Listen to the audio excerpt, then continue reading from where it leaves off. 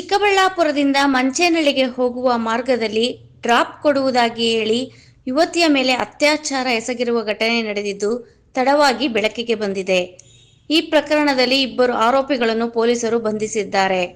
ಬಂಧಿತ ಆರೋಪಿಗಳನ್ನು ಚಿಕ್ಕಬಳ್ಳಾಪುರ ನಗರದ ಪ್ರಶಾಂತ ನಗರದ ಸಿಕಂದರ್ ಬಾಬಾ ಹಾಗೂ ಜನಾರ್ದನಾಚಾರಿ ಎಂದು ಗುರುತಿಸಲಾಗಿದೆ. ಸಿಕಂದರ್ ಬಾಬಾ ಡ್ರಾಪ್ ಕೊಡುವ ನೆಪದಲ್ಲಿ ಯುವತಿಯನ್ನು ನಿರ್ಜನ ಪ್ರದೇಶಕ್ಕೆ ಕರೆದೊಯ್ದು ಅತ್ಯಾಚಾರ ಎಸಗಿದ್ದ. ತನ್ನ ಸ್ನೇಹಿತ ಜನಾರ್ದನನ್ನು ಅದೇ ನಿರ್ಜನ ಪ್ರದೇಶಕ್ಕೆ ಕರೆದೊಯ್ದು ಇಬ್ಬರು ಸೇರಿ ಸಾಮೂಹಿಕ ಅತ್ಯಾಚಾರ ಎಸಗಿದ್ದರು. ಯಾವ ಥರ ಅಂತ ಹೇಳಿದ್ರೆ, ಚಿಕ್ಕಬಳ್ಳಾಪುರಕ್ಕೆ ಡ್ರಾಪ್ ಮಾಡ್ತೀವಿ, ನೀನು ನಮ್ಮನೆ ಹೆಣ್ಮಗಳೇ ಅಂತ ಹೇಳಿ ಆಕೆನ ನಂಬಿಸಿರ್ತಾರೆ.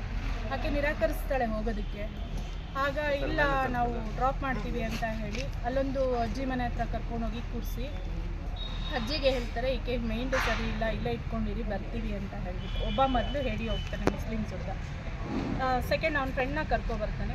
3 ಜನ ಒಂದೇ ಗಾಡಿಯಲ್ಲಿ ಆಕಿನ ಮಧ್ಯೆ ಕೂರಿಸ್ಕೊಂಡು ಹೋಗ್ಬೇಕಾದ್ರೆ ಅವಳು ಕೇಳ್ತಾಳೆ, ಯಾಕೆ ಈ ಕಡೆ ಕರ್ಕೊಂಡು ಹೋಗ್ತೀರಾ, ಚಿಕ್ಕಬಳ್ಳಾಪುರಕ್ಕೆ ಬಿಡ್ತೀನಿ. ಅಲ್ಲಿ ಒಂದು ಲೇಔಟ್ ಇದೆ, ಗೋವರ್ಧನ್ ಲೇಔಟ್ ಅಂತ. ಅದರೊಳಗಡೆಗೆ ನಿರ್ಜನಿಕವಾದಂಥ ಒಂದು ಪ್ಲೇಸಿಗೆ ಅವ್ರನ್ನ ಕರ್ಕೊಂಡೋಗಿ ಇಬ್ಬರು ಅತ್ಯಾಚಾರ ಮಾಡ್ತಾರೆ.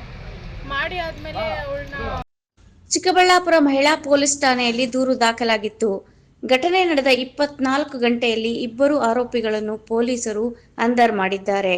ತಿಪ್ಪೇನಹಳ್ಳಿ ಪೆಟ್ರೋಲ್ ಬಂಕ್ ಬಳಿ ಯುವತಿಯನ್ನು ಡ್ರಾಪ್ ಕೊಡುವ ನೆಪದಲ್ಲಿ ಬೈಕ್ನಲ್ಲಿ ಕರೆದೊಯ್ದಿದ್ದರು.